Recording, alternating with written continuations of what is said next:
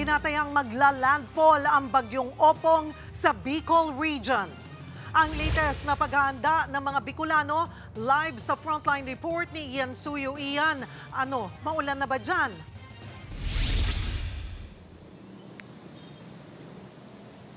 Cheryl, sa ngayon nga, nagsisimula ng lumakas yung pag-ulan dito mismo sa sentro ng Naga City. At bagamat nagbabadya na nga yung matinding pag-ulan na yan, ilan sa mga kapatid natin ang naabutan namin kaninang naghahanda na in anticipation para sa paparating na bagyong Opong.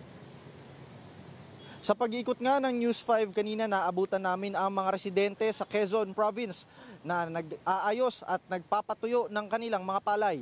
Ang ilan sa kanila, maaga pa lang nagbilad na raw ng palay habang hindi pa bumubuhos ang ulan.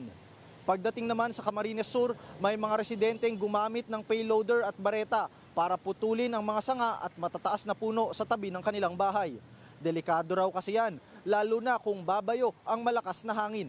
Inabutan naman naming tinatarakan at inaangklahan ni Mang Eddie at ng kanyang mga kasama ang kanilang bubong ng bahay.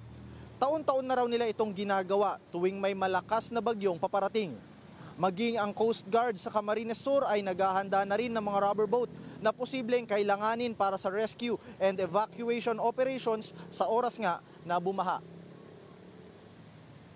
Cheryl, kung mapapansin nga natin, patuloy pa rin naman yung pag-traffic dito, yung daloy ng mga sasakyan. Bagamat nangyayari pa rin yan, yung ilang mga residente nagsiset up na rin daw ng kanilang mga plano for evacuation kung sakali man na tumaas na nga ang tubig. Ina-anticipate kasi nila na bukas daw ng umaga, posibleng mag-landfall sa Kabikulan, pati na rin sa parte ng Samar ang bagyong Opong.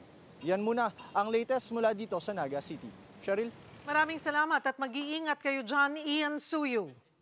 Mga kapatid, Cheryl Cosing po. Maging maalam at may pakialam sa mga napapanahong issue at headlines. Mag-follow at mag-subscribe na sa social media pages ng News 5.